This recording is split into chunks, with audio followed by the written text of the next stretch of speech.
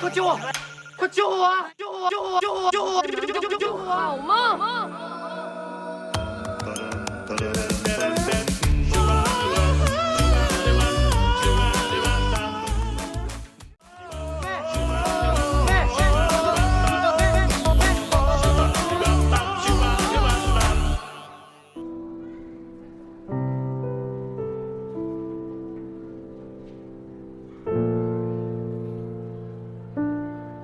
？Thank you so much everyone जो आपने फटाफट से लाइक्स टारगेट को पूरा किया। जिन्होंने चैनल को अभी तक सब्सक्राइब नहीं किया तो आज सब्सक्राइब ज़रूर कर दें क्योंकि हम 100K के काफ़ी करीब हैं। प्लीज़ आप सब हमारा साथ दें।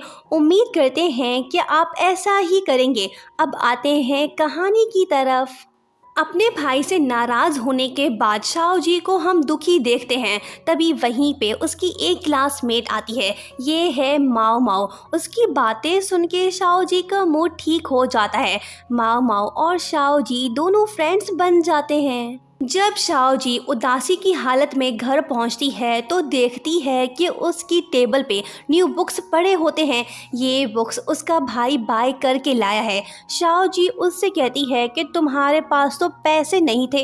वो कहता है कि बस अरेंज कर लिए, मैंने अपना प्रॉमिस पूरा किया। यहाँ हम फील करते हैं कि भले ये दोनों भाई बहन टॉम एंड जेरी की तरह लड़ते हैं लेकिन एक दूसरे का ख्याल भी रखते हैं। 4 सेकंड की खुशी के बाद नेक्स्ट डे दोनों फिर से लड़ पड़ते हैं। कॉन्टेस्ट में जो वाउचर्स विन किए थे उनकी वजह से दोनों लड़ रहे हैं। शाओ जी उससे वाउचर्स लेती है और वो शूफू की साइकिल को लॉक करके कीस कहीं दूर फेंक देती है। शूफू उसका पीछा करता है। वो वाटर गन से उस पर अटैक करके शाओ जी से कहता है कि मुझे वाउचर्स दे दो वरना मैं बैग में पड़े तुम्हारे होमवर्क कॉपी को इस गन से नहला दूंगा। ये खतरनाक धमकी सुन के शाओ जी पीछे हटती है क्योंकि होमवर्क के बिना वो स्कूल नहीं जा सकती है। वो उसे वाउचर्स देती है और कहती है कि तुम्हें मैं बाद में देखूंगी। शूफू के जाने के बाद शाओ जी उसे फॉलो करती है। वो उससे वाउचर्स वापस लेना चाहती है। शाओ जी उस पर अटैक तो करती है लेकिन शूफू अपनी चालाकी से बच जाता है। शाओ जी ट्री से टकरा के नीचे गिर पड़ती है। वो उसे कहता है कि जैकी जैन बनना ज़रूरी था क्या? वो कहती है कि हाँ, और कोई चॉइस नहीं थी। शूफू को अपनी बहन पे तरस आता है। वो दोनों वाउचर्स उसे वापस देता है। शाओ जी खुश तो होती है लेकिन जल्दी ही उसे पता चलता है कि ये वाउचर्स तो फेक वाले हैं। फिर क्या, दोनों सड़क किनारे फिर से शुरू हो जाते हैं। डांसिंग और फाइटिंग का अनमोल अंदाज हमें देखने को मिलता है।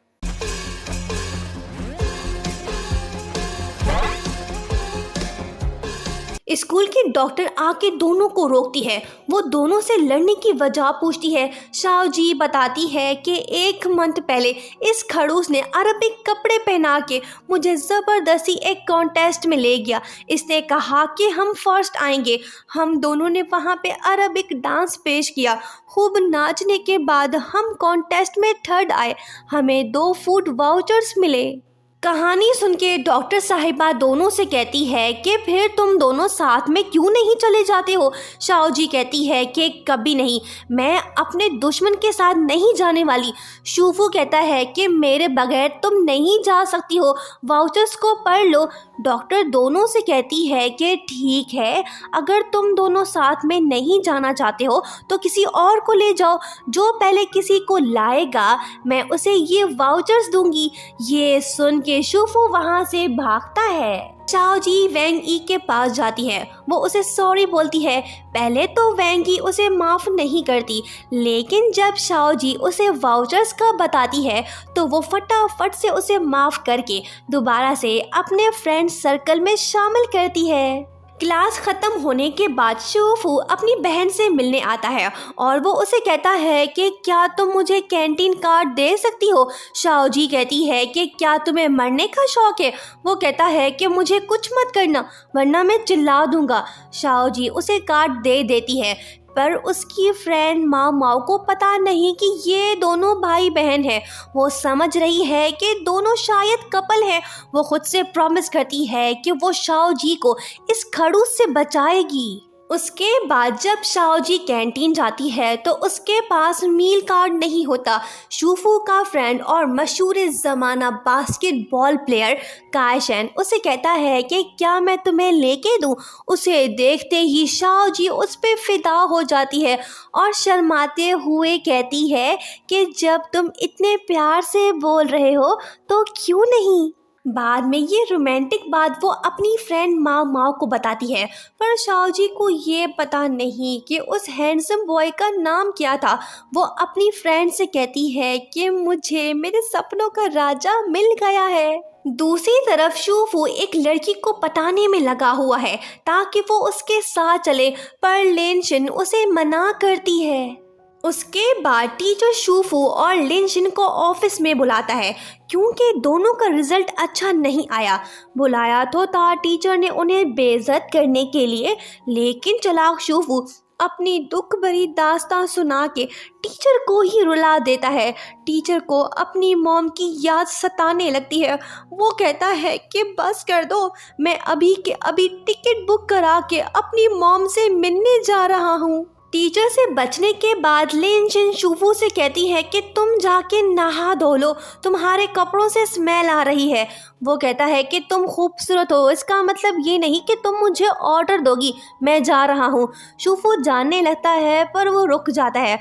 उसे अब समझ आता है कि लिनशिन उसके साथ चलना चाहती है। ये जान के वो बेहद खुश होता है। दूसरी तरफ वैंग ई बाथरूम में लॉक है। शाओजी वहीं आती है। वो उसे कहती है कि क्या तुम चल रही हो मेरे साथ। वो कहती है कि ठीक है, पर पहले मुझे यहाँ से निकालो। शाओजी किक मार के बाथरूम का डोर तोड़ देती है। वैंग ई की टेंशन ख़त्म होती है। एक तरफ से शाओजी भागती है तो दूसरी तरफ से शूफू भागता है। जो पहले डॉक्टर साहिबा के पास पहुंचेगा उसे वाउचर्स मिलेंगे। शाओजी वहां पहले पहुंचती है, वो वाउचर्स उसे मिलते हैं। पर फ्लैशबैक से हमें पता चलता है कि शूफू डॉक्टर साहिबा के पास पहले पहुंच गया था, लेकिन जब उसने अपनी सिस्टर को आते देखा जो तकलीफ़ में थी, वो सही से चल नहीं पा रही थी क्योंकि वो इंजर्ड हुई थी। ये देख के शूफू पीछे हटता है और अपनी बहन को वाउचर्स लेने का मौका देता है, जिसके बाद वो लिनशिन को सॉरी बोल के कहता है कि मैं आज तुम्हारे साथ नहीं चल सकता हूँ, मुझे अपने बेस्ट फ्रेंड का बास्केटबॉल मैच देखना है। लिनशिन को ये बात बुरी लगती है, वो नाराज़ होती है। मतलब कि शूफू ने अपनी बहन की खुशी अपने प्यार से ज़्यादा इम्पॉर्टेंट समझी। बहन भाई का रिश्ता बड़ा ही अनमोल होता है। शूफू भले अपनी बहन को तंग करता है, दोनों 100 बार लड़ते हैं, पर मुश्किल वक्त आने पे एक दूसरे का साथ भी देते हैं। इन सब व्यूवर्स को हम दिल की गहराइयों से बर्थडे विश करते हैं। 생일 축하합니다. 생일 축하합니다.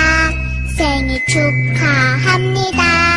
지구에서 우주에서 제일 사랑합니다. 꽃보다 더 곱게 별보다 더 밝게 사자보다 용감하게 Happy birthday to you. 생일 축하합니다. 생일 축하합니다.